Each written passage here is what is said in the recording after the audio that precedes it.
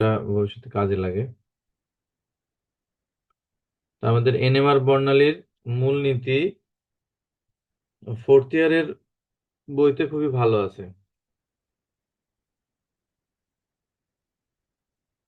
বর্ণালী কিভাবে সৃষ্টি হয়, এটা যখনই ক্লাস শুরু করি আমি সবসময় এটা আরেকবার বলি যে তোমরা বর্ণালী কিভাবে সৃষ্টি হয় বিষয়টা আবারও একটু মনে করো। তো একজন বলো দেখি বর্ণালী কিভাবে সৃষ্টি হয়,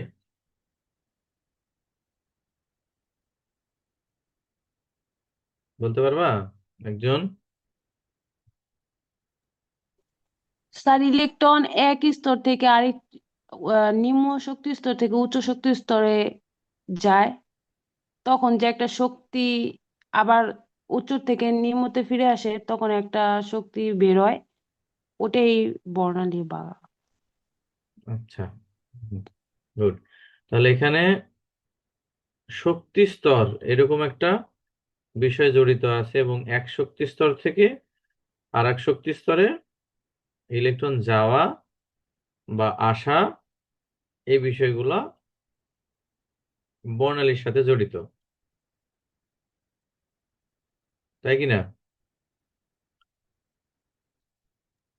জি স্যার।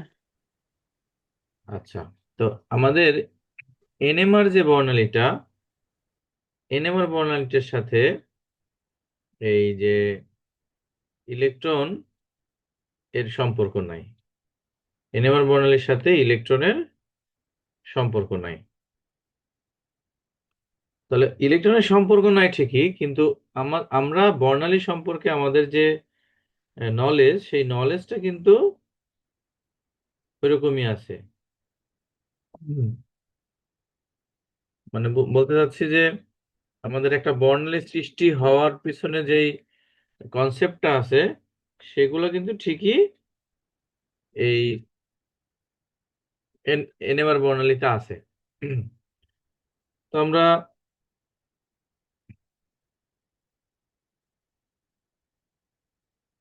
দেখতে পাচ্ছ তোমরা এখন, ধরো আমি এখানে দুইটা শক্তি স্তর আঁকাই, এই একটা শক্তি স্তর, এই একটা শক্তি স্তর। এই শক্তি স্তর থেকে ইলেকট্রন যখন এই শক্তি স্তরে যাবে তখন শক্তি কি করে? শোষণ করে, শক্তি শোষণ। আর যখন উপরের শক্তি স্তর থেকে ইলেকট্রন আবার নিচের শক্তি স্তরে আসে তখন বিকিরণ করে, এবং এখান থেকে মূলত বর্ণালী সৃষ্টি হচ্ছে।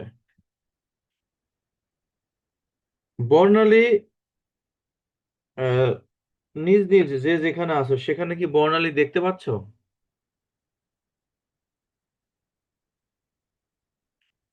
তোমরা কি বর্ণালী দেখতে পাচ্ছো? জি স্যার। কোথায় দেখতে পাচ্ছো? স্যার, লাইট আর কি দেখতে পাচ্ছো? তোমার রুমে আর কোনো বর্ণালী আছে কিনা? আছে তো। বলো কোনটা সেটা।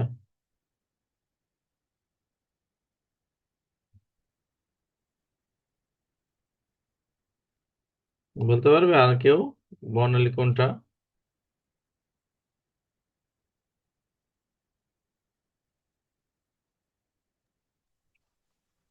কারো স্যার, নলেজ আছে? কোনো যখন আলোটা পড়ে তখন সে বস্তুটা যখন আমাদের চোখে, সে আলোটা আমাদের চোখে যখন আসে বিকিরিত হয়ে, তখন বর্ণালী তখন বর্ণালী আর কি সৃষ্টি হওয়ার কারণে আমরা দেখতে পাচ্ছি। দেখতে পাচ্ছে। আর কোনো বর্ণালী আছে কিনা তোমার আশেপাশে, বা যে যেখানে আছো, যে ঘরে আছো, সেখানে কোনো বর্ণালী কি আছে?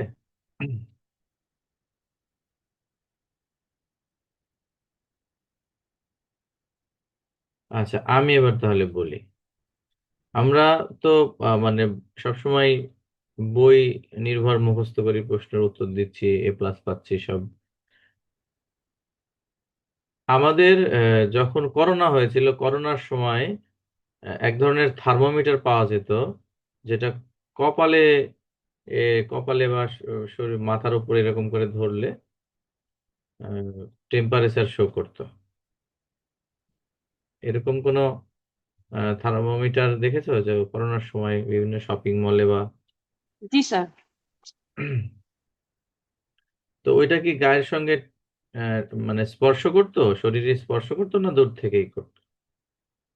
দূর থেকে। দূর থেকে। তো তাহলে প্রশ্ন হচ্ছে না যে দূর থেকে কিভাবে আহ, এই যে তাপমাত্রা সে পরিমাপ করছে?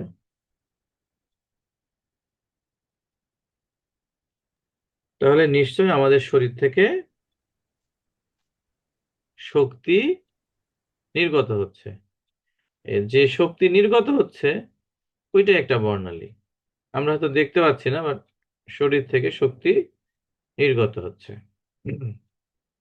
আচ্ছা, আহ ধরো নাইট ভিশন ক্যামেরা নাম শুনেছো কিনা?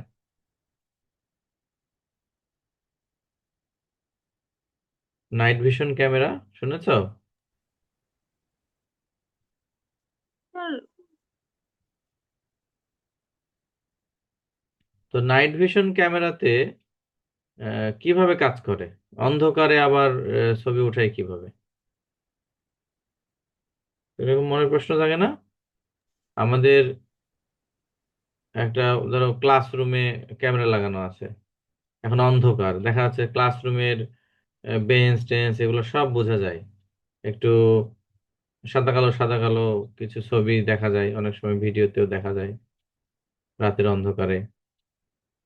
তাহলে প্রত্যেকটা পদার্থ থেকেই শক্তি বিকিরিত হচ্ছে, এটাও বর্ণালী। এখন আমরা যে বর্ণালীর কথা জানি শুধুমাত্র পারমাণবিক বর্ণালীর কথা জানি, যে ইলেকট্রন এক শক্তি স্তর থেকে আরেক শক্তি স্তরে যাচ্ছে ফিরে আসছে। কিন্তু আমাদের আরো অনেক ধরনের বর্ণালী আছে। তো শুরুতেই এজন্য আমরা বর্ণালী সম্পর্কে একটু ধারণা নিলাম, যে সব সময় যে ইলেকট্রনই এক শক্তি স্তর থেকে আরেক শক্তি স্তরে যাবে আবার ফিরে আসবে বিষয়টা এরকম না, অনেক রকম আছে। কোথাও কম্পন বর্ণালী, অবলোহিত বর্ণালী,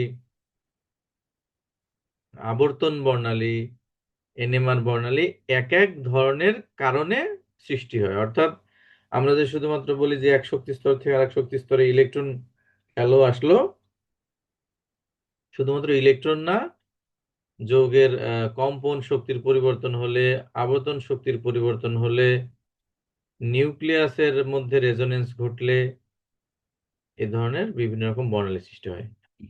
তো এখন আমরা মূলনীতির যদি বলি, তাহলে মূলনীতিতে তিনটা কনসেপ্ট আছে। এনএমআর বর্ণালীর মূলনীতির মধ্যে তিনটা কনসেপ্ট। একটা হলো, প্রথমেই এনএমআর বর্ণালীর যে পূর্ণরূপ নিউক্লিয়ার ম্যাগনেটিক রেজোনেন্স, অর্থাৎ এই বর্ণালীটা নিউক্লিয়াস সম্পর্কিত। মানে এখানে ইলেকট্রনের এক শক্তি স্তর থেকে আরেক শক্তি স্তরে যাওয়ার কথাবার্তা আর বলবো না। এখানে আমরা এই অধ্যায়ে সবসময় শক্তি স্তর চিন্তা করব, বাট শক্তি স্তরে এক শক্তি স্তর থেকে আরেক শক্তি স্তরে যে ইলেকট্রন যাচ্ছে আসে সেটা বলবো না, নিউক্লিয়াসের যাওয়া আসার কথা ভাববো। নিউক্লিয়াসের আহ, এক শক্তি স্তর থেকে আরেক শক্তি স্তরে গমন ফিরে আসা এই সমস্ত বিষয়গুলো ভাববো। তাহলে যদি তাই ভাবতে হয়, তাহলে নিউক্লিয়াসকে বিবেচনা করব, এখন থেকে নিউক্লিয়াসকে নিয়ে আমরা কথাবার্তা বলবো। তো প্রথমে হলো নিউক্লিয়াসের একটা চুম্বক ধর্ম, অর্থাৎ এনএমআর বর্ণালী কেন প্রদর্শন করতে পারে, কারণ নিউক্লিয়াসের একটা কি রয়েছে, চৌম্বক ধর্ম। এখন এই নিউক্লিয়াসের চৌম্বক ধর্ম প্রমাণ করার জন্য আমাদেরকে কিছু কিছু নিউক্লিয়াসের গঠন সম্পর্কে ধারণা লাভ করতে হবে। কিরকম? সেটা হচ্ছে, এনএমআর বর্ণালীতে সংকেত, এই সংকেত বলতে বোঝাচ্ছে এনএমআর বর্ণালী প্রদর্শন করতে পারে কিনা, সেটা এনএমআর বর্ণালী দিতে পারে কিনা, এটার জন্য হলো সক্ষম নিউক্লিয়াসের চৌম্বক মোমেন্ট শূন্য হতে পারে না। যে নিউক্লিয়াসটা এনএমআর বর্ণালী প্রদর্শন করবে তার চৌম্বক মোমেন্ট কি হবে না? শূন্য হবে না। শূন্য হবে না। এখন শূন্য কখন হবে না, বা এই এই শূন্য হওয়া না হওয়া কিভাবে বোঝা যাচ্ছে? এই মিউ হলো চৌম্বক মোমেন্ট, এইটার একটা মান পাওয়া যাবে। তো এই মান পাওয়ার জন্য আমরা কি করতে হবে, তার একটা ইকুয়েশন আছে। মান পাওয়ার জন্য ইকুয়েশন আছে। আমরা ইকুয়েশনটার ক্ষেত্রে আমরা এই যে লাস্টের এখানে যায় আর কি, মানে এটা উপরের দিকে উঠছে, উপরের দিকে উঠছে। এই যে এখানে কি লিখছে, মিউ সমান চার্জ কৌণিক মোমেন্টাম 2 × ভর, এরকম একটা ইকুয়েশন আর কি। যাই হোক, তো এই ইকুয়েশনে আমরা কি করব, আমরা এবারে নিচের দিকে যাই। ধরো হাইড্রোজেন, হাইড্রোজেনে কয়টা ইলেকট্রন আছে, একটা। তাহলে প্রোটনও আছে একটা। আমরা স্পিন কোয়ান্টাম সংখ্যাকে কি দ্বারা প্রকাশ করি, স্পিন কোয়ান্টাম সংখ্যাকে কি দ্বারা প্রকাশ করতাম আগে, কোয়ান্টাম সংখ্যাগুলো কি কি ছিল, এন, এল, এম, আরেকটা কি ছিল, এস এস। তাহলে এস দিয়ে বোঝাইতাম স্পিন কোয়ান্টাম সংখ্যা। কি কি মান ছিল এস এর, plus half minus half. Plus half minus half, very good. তো এই এই জিনিসটা ছিল ইলেকট্রনের ক্ষেত্রে। আর এই একই রকম ভাবে আই দ্বারা আমরা প্রকাশ করব, একই রকম ভাবে প্লাস হাফ মাইনাস হাফ। কিন্তু এই আইটাও হলো স্পিন কোয়ান্টাম সংখ্যা, কিন্তু সেই এটা কার, নিউক্লিয়াসের স্পিন কোয়ান্টাম সংখ্যা। আইটা কার স্পিন কোয়ান্টাম সংখ্যা, আই নিউক্লিয়াসের। নিউক্লিয়াসের। তাহলে এই যে আমাদের এনএমআর বর্ণালীর যে কনসেপ্টটা ছিল, যে এটা শূন্য হবে না, শূন্য ছাড়া কিন্তু একটা মান আসবে। তাহলে নিউক্লিয়াসের যদি একটা নিউক্লিয়াসে যদি প্রোটন থাকে দুইটা, দুইটা প্রোটন থাকে দুইটি, তাহলে দুইটা প্রোটনের স্পিন হবে কি কি, আই, একটা প্লাস আই আর একটা হবে মাইনাস আই। ফলে যোগফলটা কি হবে, শূন্য হয়ে যাবে। যোগফলটা শূন্য হয়ে যাবে। তাহলে আয়ের মান যদি শূন্য হয়ে যায়, তাহলে তার চৌম্বক মোমেন্ট কি হয়ে যাবে, শূন্য হয়ে যাবে। তাহলে আমরা এখন দেখব যে কিরকম অবস্থা হলে এই আয়ের মানটা শূন্য হয় না। দেখো এখানে আছে কার্বন 12, এই নিচের 6 হচ্ছে তার প্রোটন সংখ্যা, উপরের 12 হলো তার ভর সংখ্যা। তাহলে এই দুইটার বিয়োগফল কত, 6, 12, 6, বিয়োগফল কত, 6। এই 6 কি, তার প্রোটন সংখ্যা, এই 6 তার ভর সংখ্যা, আর এই 6 হলো তার নিউট্রন সংখ্যা। প্রোটন আর নিউট্রন যোগ করলে কি হয়, ভর সংখ্যা হয়। জানো কি না, প্রোটন আর নিউট্রন যোগ যোগ করলে ভর সংখ্যা হয়। জি স্যার। ওকে, তাহলে কার্বন 12, উপরে যখন কার্বনের উপরে যখন 12 আছে আর নিচে 6 আছে, তার মানে এই 6 হলো প্রোটন সংখ্যা, আর এই দুইটার বিয়োগ ফল হলো 6 হলো নিউট্রন সংখ্যা, তাই কি না? তাহলে জি দুইটাই তো স্যার। জোড়া, এখানেও জোড়া, নিউট্রনও জোড়া। তাহলে একটা নিউক্লিয়াসের মধ্যে প্রোটনও জোড়া আছে, নিউট্রনও জোড়া আছে। তাহলে নিউক্লিয়াসের স্পিন 6, এই যে প্লাস 6টা প্লাস হাফ 6টা মাইনাস হাফ যদি একত্রিত হয়, তাহলে কি হয়ে যাবে, শূন্য। শূন্য হয়ে যাবে।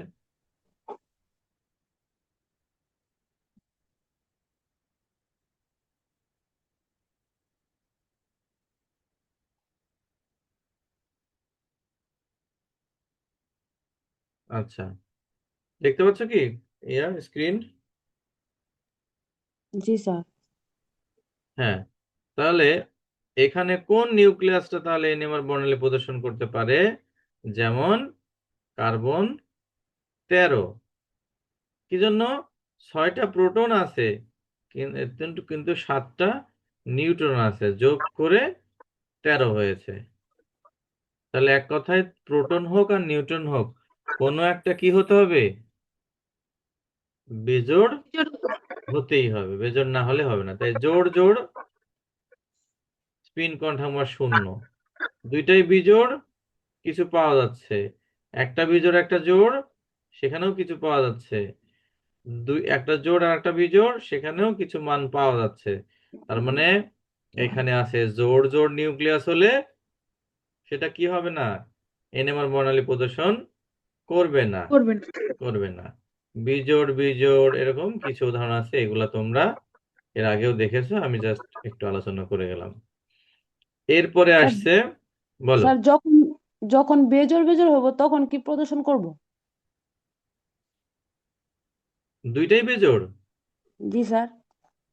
এই যে দেখো এখানে বিজোড় বিজোড় নিউক্লিয়াসের ক্ষেত্রে কি হচ্ছে, মানে প্রোটনও বিজোড় নিউট্রনও বিজোড়। তাহলে সেক্ষেত্রে উভয় সংখ্যা এ ধরনের নিউক্লিয়াসের লাটিমের ন্যায় ঘূর্ণন সক্ষম। এদের স্পিন প্লাস হাফ, ঘূর্ণনত ইলেকট্রন চার্জ বিধায় মোমেন্টের সৃষ্টি হয়। যে দেখো চৌম্বক মোমেন্টের সৃষ্টি হয়, অতএব এটি এনএমআর সক্রিয়। তাহলে এটা একবার পড়লে আমাদের হয়ে গেল কোনটা এনএমআর সক্রিয় আর কোনটা এনএমআর সক্রিয় না। তো দুইটা জোড় হলে হয় না, বাকি সব ক্ষেত্রে হয়। সব ক্ষেত্রেই হয়। ওকে, তো এখানে এই একই জিনিস আবার আছে, এগুলোর দরকার নাই। এই যেখানে অনেকগুলা জিনিস আছে, এগুলোর তেমন আহ, দরকার নাই। এখানে হচ্ছে এটা হলো ইয়ার জন্য অনেক সময় ভাইভাতে বলছে কোয়াড্রোপাল নিউক্লিয়াস বলতে কি বোঝা যাচ্ছে। তো এটা হলো পর্যায় সারণীতে যে কোনো নিউক্লিয়াসের স্পিন অর্ধেকের বেশি তাদের বৈদ্যুতিক কোয়াড্রোপাল মোমেন্ট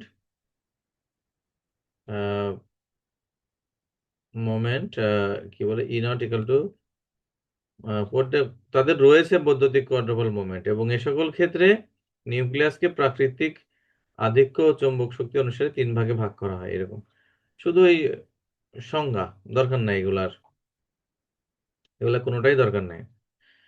নিউক্লিয় ম্যাগনেটন কিভাবে নির্ণয় করি সেটার একটা বিষয় আছে এখানে। তাহলে 1 নম্বর টপিকটা গেল, এই অংশটা তোমরা 4th ইয়ারের বই থেকে একটু ভালো করে পড়বে, ছোট করে সংজ্ঞা নেই। 1 নম্বর টপিকটা ছিল হচ্ছে, বলি, এনএমআর বর্ণালীর মূলনীতি। শুরু করেছি এনএমআর বর্ণালীর মূলনীতি। এই যে এনএমআর বর্ণালীর মূলনীতি, কিন্তু মূলনীতি আমরা কয় ভাগে ভাগ করে লিখবো? কয় ভাগে? 3 ভাগে। 3 ভাগ। প্রথমটা হলো নিউক্লিয়াস। একটা নিউক্লিয়াস যে একটা চুম্বকের ন্যায় আচরণ করে, অর্থাৎ নিউক্লিয়াসের যে চুম্বক ধর্ম আছে সেটা তোমাকে কিছুটা ব্যাখ্যা করলে, যে হ্যাঁ নিউক্লিয়াসের চুম্বক ধর্ম আছে এবং এই এই নিউক্লিয়াসগুলা বর্ণালী প্রদর্শন করে। লাস্টে গিয়ে এখানে কিছু এই যে এই ইকুয়েশনটা দিয়ে রাখলে শেষ। এরপরে তাহলে তাহলে আমরা কি দেখলাম? একটা নিউক্লিয়াস কিসের মতো আচরণ করে? একটা নিউক্লিয়াস চুম্বক। চুম্বকের ন্যায় আচরণ করে। এটা তোমাকে বোঝাতে হবে আর কি, যে হ্যাঁ নিউক্লিয়াস একটা চুম্বকের ন্যায় আচরণ করে। 2 নম্বরটা হলো নিউক্লিয়াসে যে চুম্বকের ন্যায় আচরণ করে, তাহলে ওই নিউক্লিয়াসকে যদি আমরা আরেকটা নিউক্লিয়াসের পাশে রাখি তাহলে কি ঘটনা ঘটবে? তাহলে সেই নিউক্লিয়াসগুলোতে 2টা স্তরে বিভক্ত হবে। তাহলে বলি, নিউক্লিয়াসকে যদি অন্য একটা চুম্বকের পাশে রাখা হয় তাহলে নিউক্লিয়াস নিজে একটা চুম্বক, সেটা তুমি 1 নম্বরে প্রমাণ করে নিলে প্রথম ভাগে। দ্বিতীয় ভাগে এখন বোঝাতে হবে যে বাহ্যিক নিউক্লিয়াসের কাছাকাছি যদি ওই নিউক্লিয়াসটা রাখা হয়, বাহ্যিক একটা চুম্বকের উপরে যদি ওই নিউক্লিয়াসটাকে রাখা হয়, তাহলে সেই নিউক্লিয়াসের মধ্যে বিভিন্ন রকম পরিবর্তন আসবে। তো সেই পরিবর্তন কি? এই নিউক্লিয়াস থাকার কারণে 1 নম্বর ল্যামর গতিতে প্রাপ্ত হবে। ল্যামর গতিটা কি?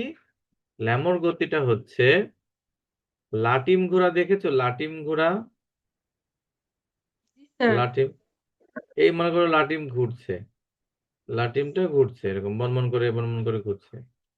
তো ঘুরতে ঘুরতে লাটিমটা যখন প্রায় থেমে যাওয়ার মতো হয়, যখন থেমে যাওয়ার মতো হয়, তখন লাটিমটার মাথাটা কিন্তু এইভাবে এইভাবে ঘুরে।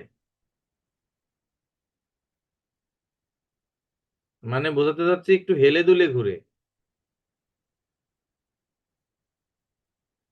মানে যখন ঠিক পড়ে যাবে, পড়ে যাওয়ার ঠিক আগ মুহূর্তে, পড়ে যাওয়ার আগ মুহূর্তে কি করে? একটু হেলে দুলে ঘুরে না? জায়গা বেশি নিয়ে ঘুরে মানে। জায়গা, হ্যাঁ সে।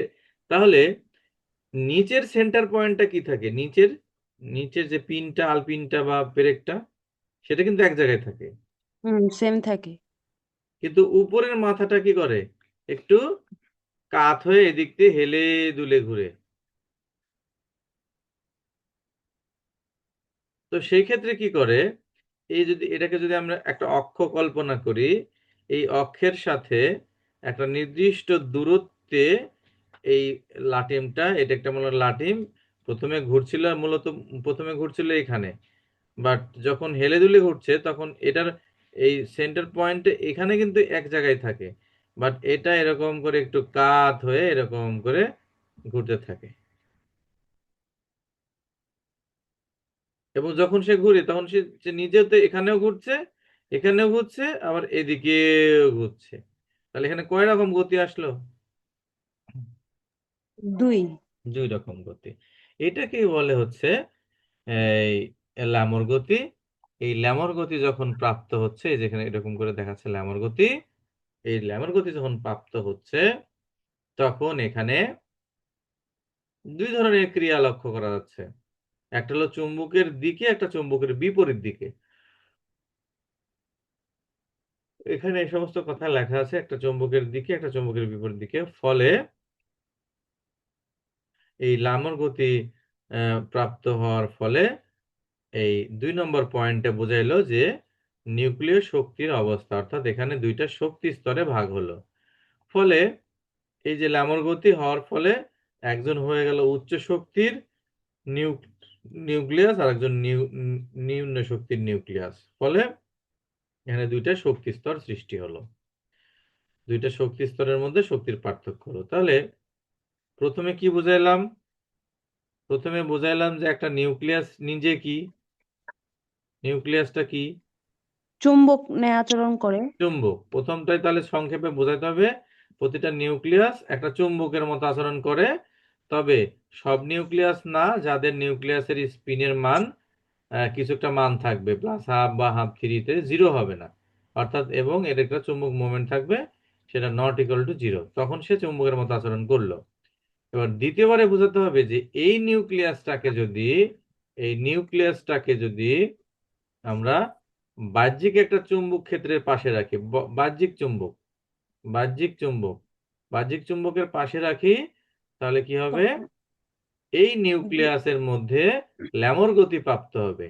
ল্যামর গতি প্রাপ্ত হওয়ার ফলে 2টা শক্তি স্তরে ভাগ পরিণত হবে, হয়। পরিণত হবে, ফলে 2টা শক্তি স্তর। তাহলে যখন শক্তি স্তর যখন হয়ে গেল, একটা উচ্চ শক্তি একটা নিম্ন শক্তি, তাহলে এই নিম্ন শক্তির যে নিউক্লিয়াস, নিউক্লিয়াস আগে এখানে আমরা ই লিখতাম, ই না লিখে এখন লিখবো নিউক্লিয়াস।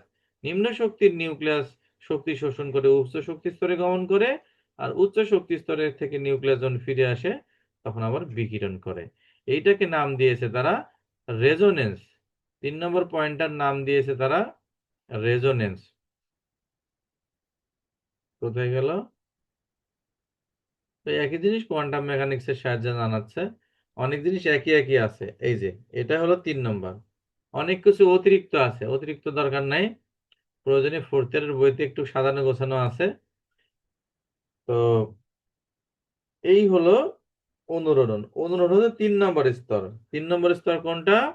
ওই যে শক্তি স্তর যখন ভাগ হলো তখন এক শক্তি স্তর থেকে আরেক শক্তি স্তরে যে গমন করে সেইটা, এক শক্তি স্তর থেকে আরেক শক্তি স্তরে যাতায়াত করছে।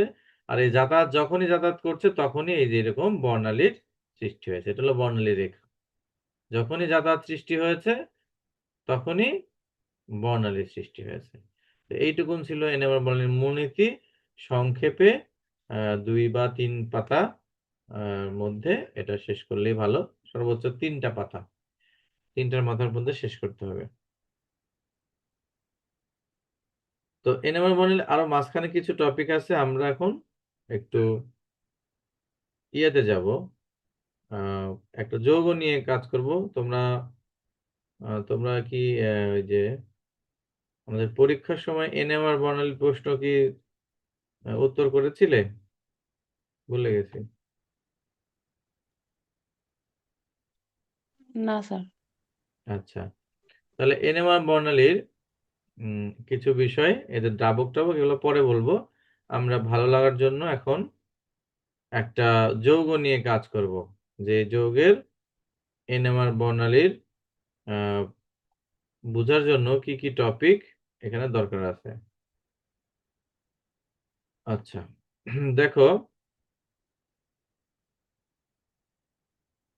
রাসায়নিক সরণ খুবই ইম্পর্টেন্ট একটা টপিক। রাসায়নিক সরণ, এই রাসায়নিক সরণ এর সাহায্যে এনএমআর বর্ণালীর অনেক কিছু পরিমাপ করা যায়। এনএমআর বর্ণালীর সবচেয়ে সহজ কিন্তু গুরুত্বপূর্ণ প্রশ্ন হলো, একটি অণুর সকল প্রোটন কি একই কম্পাঙ্কে রেডিও বিকিরণ শোষণ করবে? মানে একটা যৌগের মধ্যে যে প্রোটন আছে, তাহলে এখন প্রশ্ন হলো যে প্রোটন কোথ থেকে আসলো? প্রোটন আমাদের এই বর্ণালীর নাম হলো এনএমআর বর্ণালী, কিন্তু একটা, মনে করো হাইড্রোজেন, এই হাইড্রোজেনের মধ্যে থাকে একটা ইলেকট্রন একটা প্রোটন, এখানে নিউট্রন থাকে না, ফলে তার আহ, যে ভর সংখ্যা এখানে একই থাকে। এখন যদি আমরা এটাকে একটা ইলেকট্রনটাকে যদি বাদ দিই, তাহলে এই অংশের মধ্যে কি থাকে? শুধু প্রোটনই থাকে। একটা ইলেকট্রনকে বাদ দিলে শুধু কি থাকে? প্রোটনই থাকে। তাহলে প্রোটন যদি থাকে, আর প্রোটন কোথায় থাকে? নিউক্লিয়াসে থাকে। এজন্য এনএমআর বর্ণালীর মধ্যে তোমাকে চিন্তা করতে হবে যে নিউক্লিয়াস, আর নিউক্লিয়াস চিন্তা করতে গিয়ে আবার কখনো কখনো চিন্তা করতে হবে যে ওটা একটা প্রোটন। তাহলে এই প্রোটন মানে তুমি এখন কি বুঝলে, কি কল্পনা করবে? প্রোটন মানে নিউক্লিয়াস। নিউক্লিয়াস কল্পনা করবে। এখন এইখানে যেমন একটা যৌগ দিয়েছে, এই যৌগের মধ্যে প্রোটন আছে মানে নিউক্লিয়াস আছে। এখানে একটা প্রোটন আছে, এখানে 2টা প্রোটন আছে, এখানে 3টা প্রোটন আছে। এটাই বলছে যে এখানে সকল প্রোটন কি একই রকম সংকেত দিবে? না, কারণ সকল প্রোটন একই সংকেত দিলে এই যৌগের গঠন, মানে মিথেনেরও যেমন চিত্র পাওয়া যাবে, ইথেনেরও তেমন চিত্র পাওয়া যাবে, ইথানলেরও তেমন একই চিত্রই পাওয়া যাবে। পরবর্তীকালে বলছে না, তাদের যে প্রোটন, সেই প্রোটনটা ভিন্ন ভিন্ন ক্ষুদ্র পার্থক্যের বিকিরণ কম্পাঙ্ক শোষণ করে। অর্থাৎ কেউ একটু বেশি মানের শোষণ করবে, কেউ কম মানের শোষণ করবে, ফলে সেখান থেকে সিগন্যালও পাওয়া যাবে কম বেশি। কোন কোন বিষয়ের উপর নির্ভর করে? প্রযুক্ত চৌম্বক ক্ষেত্রের মাত্রা, অর্থাৎ ওই যে একটা নিউক্লিয়াসের পাশে আর একটা যে চুম্বক ক্ষেত্র রেখেছিলাম পাশ থেকে, সেটার মাত্রাটাও ফ্যাক্ট করে যে কি মানের চুম্বক, বাইরে থেকে কি মানের চুম্বক তার উপরে অ্যাপ্লাই করছে। তারপর নিউক্লিয়াসের গায়রোম্যাগনেটিক অনুপাত এবং নিউক্লিয়াসের আণবিক পরিবেশ। আণবিক পরিবেশ মানে এই প্রোটনের পাশে কি আছে, এই প্রোটনের এই পাশে কি আছে, এই প্রোটনের এই পাশে কি আছে, সেগুলোও ভ্যারি করবে, যে সেগুলোর উপরেও ইফেক্ট পড়বে যে আমার বর্ণালীটা কেমন হবে। যেমন এখানে একটা ছবি দেওয়া আছে, ছবিটা ইথানলের। তো ইথানলের ক্ষেত্রে দেখা যাচ্ছে, ছবিটা দেখা যাচ্ছে যে এই ছবিতে 3টা দাগ, এখানে 2টা দাগ, এখানে একটা দাগ। তাহলে বুঝতে পারছি যে আসলে এখানে যে প্রোটন গুলো আছে, 3 রকম চিত্র এখানে প্রদর্শন করেছে। হ্যাঁ, এখানে 3 রকম আছে, 3 রকম প্রদর্শন করেছে, কারণ প্রত্যেকটার মধ্যেই পরিবেশ আলাদা আছে। অর্থাৎ এই হাইড্রোজেনের পাশে, সরি হাইড্রোজেন না বলে প্রোটন বলবো, এই প্রোটনের পাশে অক্সিজেন আছে, এই প্রোটনের পাশে এই পাশে CH3 আছে, এই পাশে OH আছে, আর এই CH3-র পাশে এখানে যে প্রোটন, সেই প্রোটনের পাশে শুধু CH2 আছে। ফলে এখানে এদের মধ্যে 3টার ছবি 3 রকম হয়েছে। এখন প্রশ্ন হলো, আণবিক পরিবেশ পরিবেশ কি করে বিশেষণ কম্পাঙ্ককে প্রভাবিত করে? তো এইটার জন্য তখন বুঝতে হবে কি,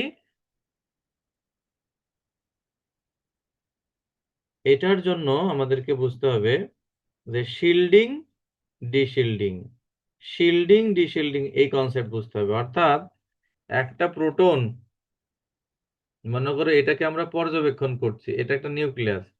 এখন এই নিউক্লিয়াসের চারপাশে ইলেকট্রন দ্বারা কি তাকে ঘিরে ফেলেছে, না ইলেকট্রন মুক্ত হয়েছে, সেইটা হচ্ছে বিষয়। এই এই প্রোটনটার চারপাশ কি ইলেকট্রন দ্বারা ঘিরে ফেলেছে, হ্যাঁ, না ইলেকট্রন দ্বারা, ইলেকট্রন নাই মানে ইলেকট্রন গুলা সরে গেছে। তখন এখন এই হাইড্রোজেনের পাশে যদি আমরা একটা অক্সিজেন রাখি, অক্সিজেন রাখি, তাহলে ইলেকট্রন গুলা কোন দিকে সরে যাবে, হাইড্রোজেনের দিকে না অক্সিজেনের দিকে? কোন দিকে সরে যাবে?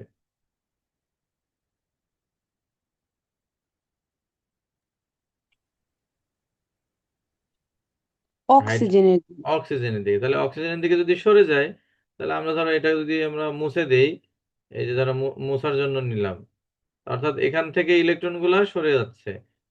তো সরে গেলে আচ্ছাদিত হচ্ছে না অনাচ্ছাদিত হচ্ছে? আগে তো হাইড্রোজেনকে ঘিরে রেখেছিল, এখন ইলেকট্রন গুলা যেহেতু অক্সিজেনের দিকে সরে যাচ্ছে, তাহলে আমি মুছে দিচ্ছি। তার মানে কি বোঝা যাচ্ছে, হাইড্রোজেনটা কি ঢাকা পড়ছে, না হাইড্রোজেনটা মুক্ত হয়ে যাচ্ছে? মুক্ত হয়ে যাচ্ছে। যাচ্ছে।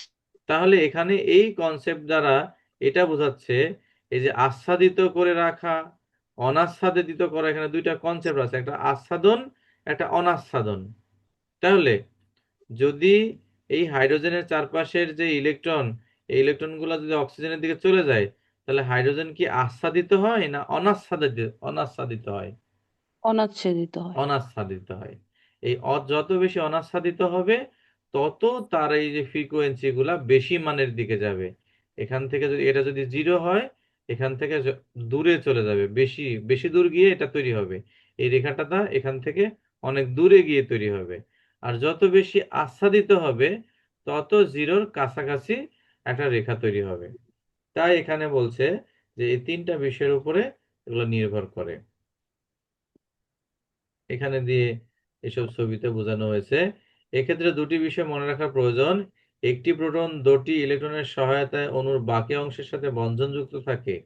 যখন উক্ত অণু কোনো প্রযুক্ত চৌম্বক ক্ষেত্রের প্রভাবে চলে আসে, তখন ইলেকট্রন 2টি আবিষ্ট হয় এবং বৃত্তাকারের একটি বিশেষ তলে ঘুরতে থাকে, যা প্রযুক্ত ক্ষেত্রের লম্ব স্থানে অবস্থান করে। এবং 2, ইলেকট্রনের বৃত্তাকার ঘূর্ণনের সাথে একটি ক্ষুদ্র আবিষ্ট চৌম্বক ক্ষেত্র তৈরি হয়, ফলে একটি স্থানীয় আবিষ্ট প্রভাবও সৃষ্টি হয়। এই আবিষ্ট প্রভাব, আহ, এই যে এইচ নট মানে হলো প্রযুক্ত চুম্বক, যেটা আমি অ্যাপ্লাই করেছিলাম, যেই মনে করো এটা যদি নিউক্লিয়াস হয়, এটা যদি নিউক্লিয়াস হয়, আমি হলো বাইরে থেকে কি করেছি, তা 2টা, এই যে এই পাশ থেকে কি করেছি, আমি একটা চুম্বক অ্যাপ্লাই করেছি। চুম্বক অ্যাপ্লাই করলে তার 2 পাশেই এক ধরনের আবিষ্ট প্রভাব সৃষ্টি হবে। তাহলে এখান থেকে বোঝা যাচ্ছে যে যদি আচ্ছাদন হয়, আচ্ছাদন হয়, তাহলে কি হবে, মানটা কি হবে, 0-র কাছাকাছি না 0-র বেশি? 0-র কাছাকাছি হবে আচ্ছাদন হলে। আর যদি অনাচ্ছাদন হয়, তাহলে তাহলে দূরে বেশি যাবে। হবে মান। হুম। ফ্রিকোয়েন্সি। তাহলে সব মিলায়া রাসায়নিক সরণের সংজ্ঞা কি হলো? রাসায়নিক সংজ্ঞা হলো যে, মনে করো যে এটা হলো একটা আদর্শ বস্তু। আদর্শ বস্তুর রেখা হইলো 0, যেমন আমরা প্রমাণ হাইড্রোজেন তড়িৎদ্বারের বিভব আমরা ধরি 0, অনেক কিছু 0 ধরি, 0 ধরে আমরা অনেক কিছু করতে হয়। তাহলে এই 0টা মনে করো এটা কোন বস্তুর হতে পারে? আদর্শ বস্তু। ঠিক আছে, আদর্শ বস্তু ধরো, আর স্যার আদর্শ বস্তুটা কি? যেটাই হোক, মনে করো এই 0টাই হলো আদর্শ বস্তু। তাহলে এখন এই আদর্শ বস্তু থেকে যত দূরে চলে যাচ্ছে তার মানে তত অনাচ্ছাদিত হচ্ছে, কাছে থাকলে আচ্ছাদিত হচ্ছে। তো এই যে এই জিরো থেকে কতটা দূরে গেল, মানে আদর্শ বস্তু থেকে কতটা দূরে গেল বা কতটা কাছে থাকলো, এই বিষয়টা পরিমাপ করার বিষয়টাকে বলা হচ্ছে রাসায়নিক সরণ। তাহলে একটি বর্ণালী চিত্রের বিশেষণ রেখা, প্রোটনের বিশেষণ রেখা আদর্শ যৌগের প্রোটন বিশেষণ রেখার পার্থক্যকেই বলে রাসায়নিক সরণ। আদর্শ বস্তুর কত জিরো, তাহলে জিরো থেকে এটা কত দূরে যাচ্ছে, কত কাছে থাকছে, সেই যে পার্থক্য, এই পার্থক্যটাকে বলা হয় রাসায়নিক সরণ। এই সংজ্ঞাটা মুখস্থ করবে অবশ্যই।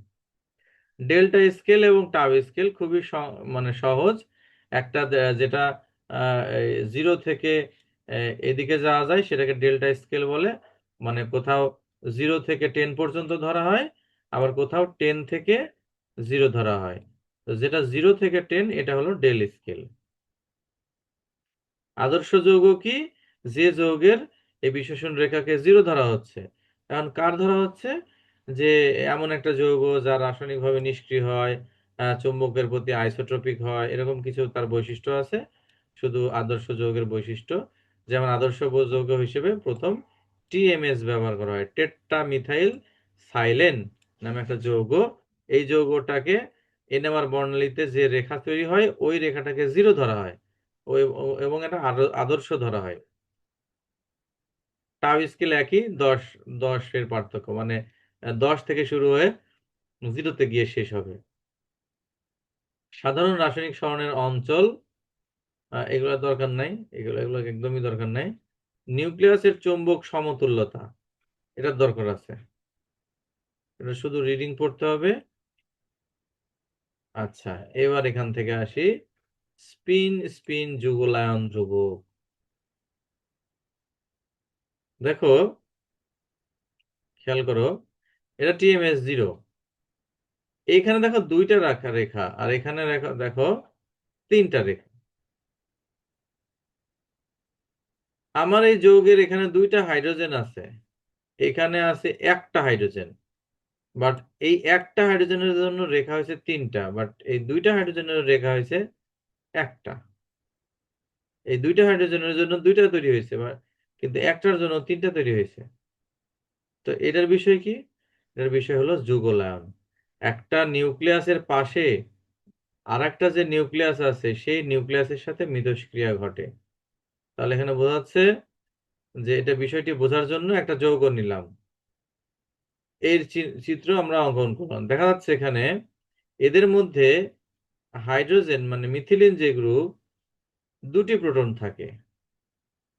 হ্যাঁ, প্রোটন বেশি নিম্ন ক্ষেত্রে প্রদর্শিত হয়, কারণ শেষোক্ত টির সাথে 2টি ক্লোরিন থাকে।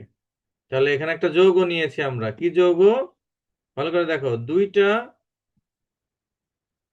এই যৌগের মধ্যে এই যৌগটার সংকেত যদি আঁকায়, দেখে মনে হয় বুঝতে পারছো না, CH2, আর একটাতে আছে CH, যেটাতে 2 আছে সেটাতে একটা ক্লোরিন, আর যেটাতে একটা হাইড্রোজেন আছে সেখানে 2টা ক্লোরিন আছে।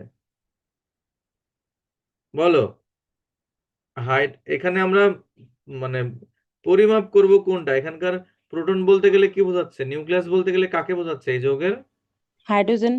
হাইড্রোজেনকে। তাহলে যদি মনে করো এটা নিউক্লিয়াস, এই নিউক্লিয়াসের পাশে 2টা ক্লোরিন, উপরে একটা ক্লোরিন নিচে একটা ক্লোরিন, তাহলে নিউক্লিয়াসের আশেপাশের ইলেকট্রন গুলা কি তার উপরে থাকবে না ক্লোরিনের দিকে চলে যাবে? স্যার কোশ্চেনটা আরেকবার। মানে এই হাইড্রোজেনের পাশে তো ইলেকট্রন থাকতে পারে, তো সেই ইলেকট্রন গুলো কি হাইড্রোজেনের উপরে থাকবে, না ইলেকট্রন টেনে নিয়ে যাবে এদিকে এদিকে? টেনে নিয়ে যাবে ক্লোরিন। ফলে এদিকে চলে যাবে। হাইড্রোজেন কি আচ্ছাদিত হবে না অনাচ্ছাদিত হবে? অনাচ্ছাদিত হবে। অনাচ্ছাদিত। অনাচ্ছাদিত। তাহলে কোন হাইড্রোজেন বেশি অনাচ্ছাদিত হবে, এই একটা যেখানে আছে সেখানে, না 2টা যেখানে আছে সেখানে, কোনটা অনাচ্ছাদিত হবে? যেখানে 2টা ক্লোরিন আছে। যেখানে 2টা ক্লোরিন আছে, সেটাই এখানে বলা হচ্ছে যে এই যে বলছে, এই যে এরকম দেখো, বেশ নিম্ন ক্ষেত্রে প্রদর্শিত হওয়ার কথা, কারণ শেষোক্তটির সাথে 2টি ক্লোরিন আছে। হ্যাঁ, সত্যিকার বর্ণালী চিত্রে দেখা যায় মিথাইলিন গ্রুপের প্রোটন 4 এবং মিথিলিন এর 7.5, এখানে 75 না 7.5, অর্থাৎ 4 বরাবর একটা, 7 বরাবর একটা সৃষ্টি হয়েছে। তো যেটা 4 বরাবর সৃষ্টি হয়েছে সেখানে একটা ক্লোরিন, আর যেখানে 7 বরাবর সৃষ্টি হয়েছে সেখানে দুইটা ক্লোরিন। দুইটা ক্লোরিন মানে এখানে বেশি অনাস্থা দিতে হচ্ছে, ফলে এই দিক থেকে জিরো থেকে অনেক দূরে গিয়ে তৈরি হচ্ছে। যোগলয়ন ধ্রুবক, এটা শুধু একবার পড়ে নেওয়া, এখানে তেমন বোঝার কিছু নাই, বলার কিছু নাই। এখানে আমরা একটা যৌগ যদি দেখি যে কিরকম হচ্ছে, এখানে কয় জায়গায় প্রোটন আছে? 2 জায়গায়। 2 জায়গায়। এখন 2 জায়গায় কি একই রকম পরিবেশ? না। না, কারণ এইটার এই পাশে কার্বন আছে, এই পাশে কার্বন, অক্সিজেন, ক্লোরিন আছে, আর এটার এক পাশে আছে শুধু CH2, আর এক পাশে কিছু নাই। এখন বলো, এটাকে যদি আমরা এ বলি আর এটাকে বলি বি বলি, তাহলে এ আর বি এর মধ্যে কোনটা জিরোর কাছাকাছি হবে আর কোনটা জিরো থেকে দূরে হবে? CH3 জিরোর কাছাকাছি হবে। আর CH2 দূরে হবে। কেন? হবে। কারণ অনাচ্ছেদ্য হয়েছে স্যার, অনাচ্ছাদিত ওই যে হচ্ছে আর কি। হ্যাঁ, তো সেটাই এখানে লক্ষ্য করলে তোমরা দেখতে পাবে এই ধরনের বিষয় আসছে। এরপরে কনসেপ্টটা হলো যে দেখো এখানে হলো 3টি রেখা আর এটা দেখো 4টা রেখা। সেগুলো আবার কিভাবে হয়? সেগুলো হচ্ছে, এটা একটা সূত্রের মাধ্যমে হয়,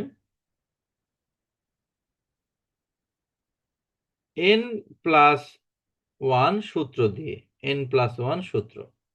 এখন এই n+1 সূত্র কি, যে যদি এরকম হয়, একটা যৌগ দিয়ে বলি আর কি, ওই যৌগটা নিয়ে বলি, এটা আমরা দেখব পরে আরেকটা উদাহরণ দিয়ে।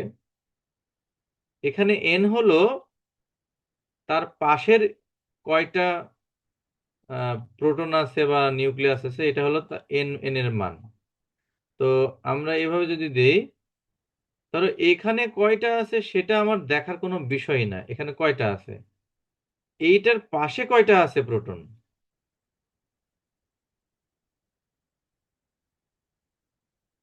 ধরো এটাকে আমরা পরিমাপ করছি, এটার জন্য ছবি আঁকাচ্ছি, তো তোমরা বললে যে এটার ছবিটা হলো এইটা, বলেছো, আর এইটার ছবি হচ্ছে এইটা, কাছে যেহেতু, তাহলে বলো যে এই এই না, চিহ্ন দিয়ে দিই এ, এ এ এর এখানে 3টা আছে সেটা তোমার কাউন্ট করতে হবে না, এ এর পাশে কয়টা প্রোটন আছে? 2টা। 2টা। তাহলে 2 এর সাথে 1 যোগ করো, যে সূত্র যেটা দেখালাম, n+1 সূত্র, 3। 3। এই যে দেখো এটার এটার জন্য তার 3টা রেখা, 1 2 3। আর আর এর এইটা পাশে আছে 3টা। এটা বি, বি এর পাশে কয়টা আছে? 3টা। আর 3টা। +1 4। তাহলে দেখো 4টা রেখা হয়েছে। এখন এই যে 4টা রেখা আবার কেমন ছবি হবে, দেখো এই দুইটা সমান, এই দুইটা সমান, 4টা, সেগুলোরও এই যে এখানে যা লেখা আছে, যদি একটা হয় এরকম হবে, যদি 2টা হয় এই দুইটা সমান সমান হবে, যদি 3টা হয় মাঝেরটা বড় হবে, দুই পাশেরটা সমান সমান হবে, যদি 4টা হয় তাহলে মাঝের দুইটা বড় সমান সমান আর শেষের দুইটা সমান সমান হবে। তাহলে যদি রেখা হয় একটা তাহলে একটা এরকম হবে, যদি 2টা হয় তাহলে দুইটা সমান সমান হবে, যদি 3টা হয় তাহলে এইটা আর শেষেরটা সমান আর মাঝেরটা বড় হবে, যদি 4টা হয় তাহলে এইটা মাঝের দুইটা সমান সমান, আবার এটার সাথে এটা সমান সমান, এটার সাথে এটা সমান সমান, এটার সাথে এটা সমান সমান। বুঝতে পারছি? জি স্যার। হ্যাঁ। তো কিছু কিছু জিনিস আমরা একটু আজকে প্রথম ক্লাসে কিছু বেসিক জিনিসগুলা ধরে নিলাম, কারণ হলো আমার যখন প্রশ্ন দেখে দেখে যখন আমরা আগাবো প্রশ্ন পড়ে পড়ে, তখন এইগুলা আমাদের লাগবে। ঠিক আছে? তো পরের ক্লাসে আমরা আগামীকালকে তো ভোটের ইয়া আছে, আমাদের ট্রেনিং আছে। যদি বাসায় এসে রেস্ট করতে করে ফ্রি হতে পারি, তাহলে কালকে আমরা কোশ্চেন ধরে ধরে আগাবো। আজকে কিছু নলেজ দিলাম যে কিভাবে এনএমআর বর্ণালী আঁকানো যায়, কেন এটার কাছে হচ্ছে, কেন দূরে হচ্ছে, অনেক জিনিস কিন্তু মাথায় দিয়েছি। এবং কেন তিনটা হচ্ছে, কেন চারটা হচ্ছে, কেন দুইটা হচ্ছে, এবং দুইটা হলেও সেই দুইটার ছবিটা কেমন হবে, সমান সমান হবে না একটা বড় হবে একটা ছোট হবে, সেই অনেকগুলা কনসেপ্ট দিয়েছি। তো তোমরা এই যে যে জায়গাগুলোতে টাচ করেছি, সেই সেই জায়গাগুলো বই দেখে দেখে একটু একটু দেখে নাও যে ছবিটা কেমন কেমন হচ্ছে। পরে আমরা হলো আহ ইয়ে দেব, হচ্ছে প্রশ্ন দেখে দেখে আঁকাবো। তো তার সাথে আমি হলো আজকে যেই কোশ্চেন গুলা দেখা হয়েছে তার সেই সংক্রান্ত কিছু প্রশ্ন আমি অধ্যায়ের শেষে, তোমরা অধ্যায়ের শেষে চলে যাও।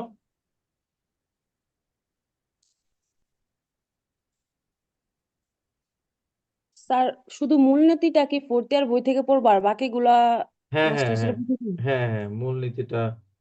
আহ, তো তোমরা হচ্ছে আহ, আহ, কত?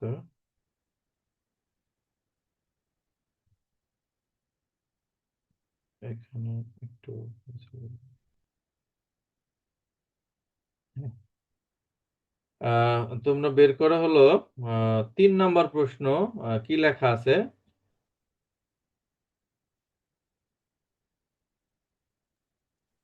রাসায়নিক সরণ কি? রাসায়নিক সরণের উপর প্রভাব বিস্তারকারী নিয়ামক সমূহ আলোচনা করো। হ্যাঁ। তো এই যে রাসায়নিক সরণ কি, সেটা কি আমরা পড়লাম কিনা? জি স্যার। রাসায়নিক সরণ পড়লাম। হ্যাঁ, রাসায়নিক সরণের এই যে এখান থেকে আছে। এবং রাসায়নিক সরণ কোন কোন বিষয়ের উপর নির্ভর করে, সেখানে মানে এক জায়গায় সবটা লেখা নাই। হ্যাঁ, এখানে অনেক দূর পর্যন্ত আছে। তো সেটা শুধু মানে 3 পয়েন্ট, আমাদের যে উত্তর সংকেত দেওয়া আছে সেটা কি কি দেওয়া আছে? 3, 6 ও 3.10। হ্যাঁ, থ্রি স্যার পয়েন্ট 212 পিস। না 3.6.1 আর 3.10, তাই না? জি স্যার। 3.6.1, 3.6.1 কি আছে? রাসায়নিক সরণ। আর 3.10, এই যে আমরা 10-এ চলে যাই,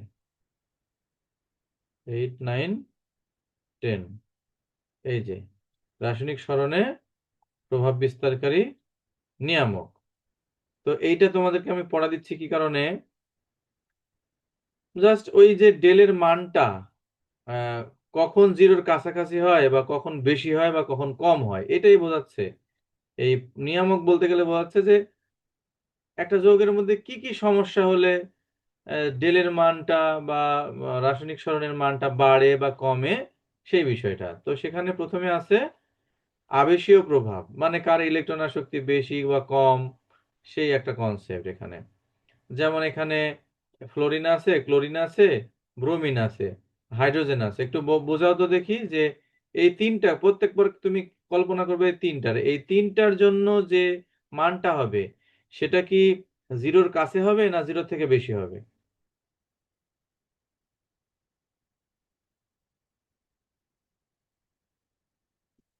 এখানে যে তিনটা আছে সেই তিনটার পাশে কি আছে? হাইড্রোজেন। এখানে যে তিনটা আছে তার পাশে আছে একটা ফ্লোরিন। তাহলে ফ্লোরিন কি করবে? ইলেকট্রন টেনে নিবে। টেনে নিবে। তো টেনে নিলে ওই প্রোটন গুলার উপর, নিউক্লিয়াসের উপর ইলেকট্রন সরে যায়। তাহলে অনাস্থা দিতে হয়। তো অনাস্থা দিতে হলে মানটা ফ্লোরিন জিরো কি থেকে দূরে হবে? বেশি হয়ে যাবে। তো দেখো বেশি। যে 4 হয়েছে আর এটা হয়েছে 2.1। হুম। তাহলে এটা বোঝাচ্ছে এই এই যে আবেশীয় প্রভাব, যে ওর পাশে তড়িৎ ঋণাত্মক মৌল আছে না তড়িৎ ধনাত্মক মৌল আছে। তো এটা একটা কনসেপ্ট গেল। তারপরে কি বলছে? সংকরীকরণ প্রভাব। সংকরীকরণ হলেও এরকম বিভিন্ন সমস্যা হয়, বাড়ে কমে, ভ্যান ডার ওয়ালসের প্রভাব, শ্রমভোগ অসাম্যতার প্রভাব, এরকম করে কিছু কিছু আছে। এবং এটাও কিন্তু আস্থাজনী প্রভাব, এটাও ওই প্রভাবের মধ্যে আছে, অনাস্থাজনী প্রভাব। এগুলা সব মানে আমাদের কনসেপ্টের মধ্যে আসছে। এখন তুমি কি করবা, যে এই প্রশ্নটাকে 3 নম্বর প্রশ্নটা তোমাদেরকে, এটা কি তোমাদের আসছে এর আগে, না তোমাদের জন্য ইম্পর্টেন্ট আছে? এটা তো মনে হয় ইম্পর্টেন্ট প্রশ্ন তোমাদের। হ্যাঁ, ইম্পর্টেন্ট তো, টেস্ট চ- পেপার না, তো বলছি দেখিনি। 24 সালের, ওটা দেখো, 24 সালের ইয়েটা কোশ্চেনটা দেখো, ঠিক আছে? তাহলে এই 3 নম্বর এবং 4 নম্বর প্রশ্ন একই। আর একটা প্রশ্ন আমরা দিই, যে 16 নম্বর প্রশ্ন দেখো, 16 নম্বর প্রশ্ন কি প্রশ্ন? 16নম্বরটা কি প্রশ্ন?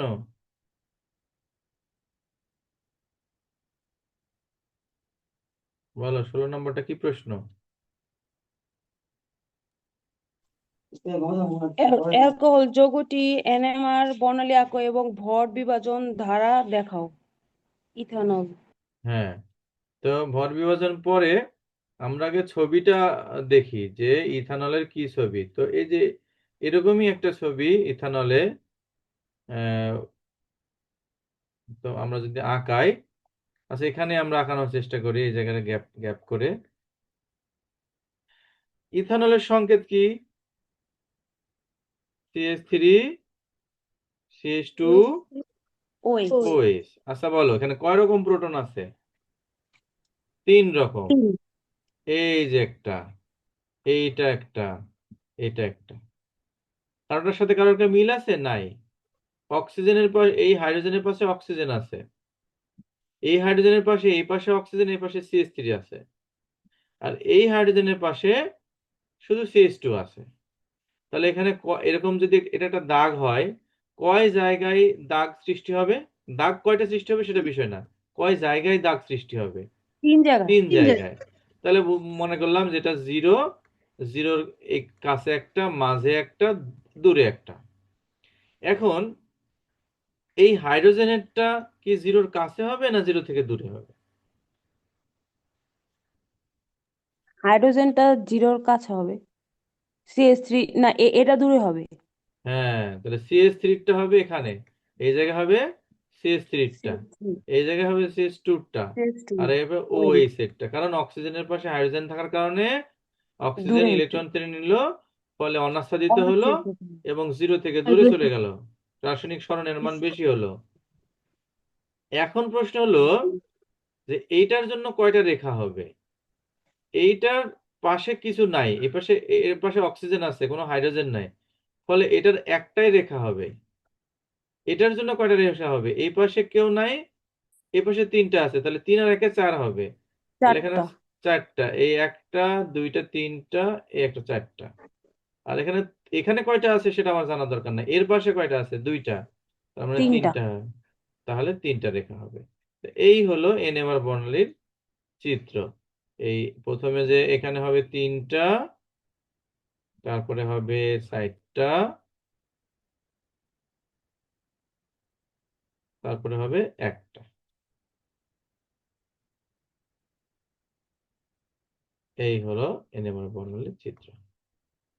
তাহলে আমরা এই চিত্র আঁকানোতে একটু শিখলাম, ঠিক আছে? তো 2টা প্রশ্ন দিলাম, এগুলো একটু পড়ো। এবং বইতে আরো যদি যৌগের চিত্র আঁকানো থাকে সেগুলো নিজে নিজে একটু দেখো যে চিত্র চিত্র আঁকাতে পারছে কিনা। তো আজকে ক্লাস এ পর্যন্ত, আমার রেকর্ডিং করা থাকলো। উম, পরে রেকর্ডিংটা সময় দিয়ে দিব। স্যার আসসালামু আলাইকুম। ওয়ালাইকুম আসসালাম। আসসালামু আলাইকুম। ওয়ালাইকুম আসসালাম।